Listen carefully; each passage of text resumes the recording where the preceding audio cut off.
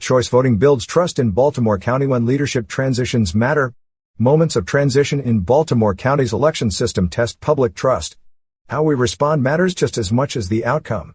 On Christmas Eve, I received notice that a vacancy had occurred on the Baltimore County Board of Elections.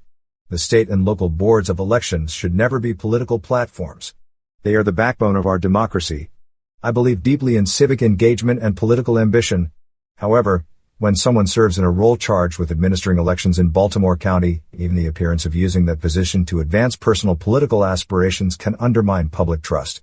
Kelly Madigan asked constituents to take up the torch of transparency and accountability, so here it is. According to Maryland election law, a candidate includes an individual, prior to filing a certificate of candidacy, if a campaign finance entity has been established on behalf of that individual.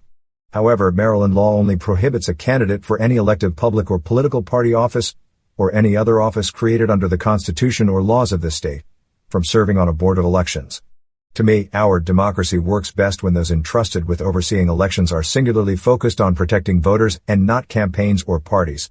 This moment also highlights why Baltimore County should seriously consider ranked choice voting. Ranked choice voting allows voters to rank candidates in order of preference rather than choosing just one.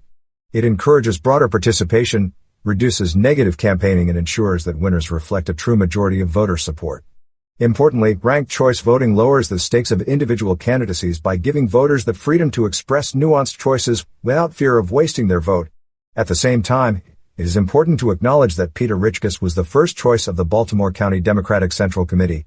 A former Maryland Secretary of General Services, Port Commissioner, and a leader of the Fair Maps movement, she brings deep experience, institutional knowledge, and a demonstrated commitment to fair and transparent elections.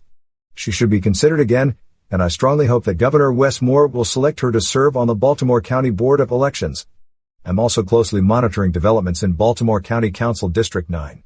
Scandals involving the Dundalk councilman, along with related social media activity among constituents about the District 9 candidates, illustrate how contested races and leadership transitions constrain public discourse.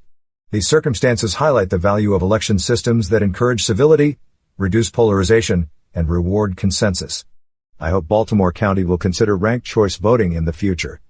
At a time when confidence in elections is under strain nationwide, reforms like ranked choice voting paired with appointments rooted in integrity offer a path forward for Baltimore County.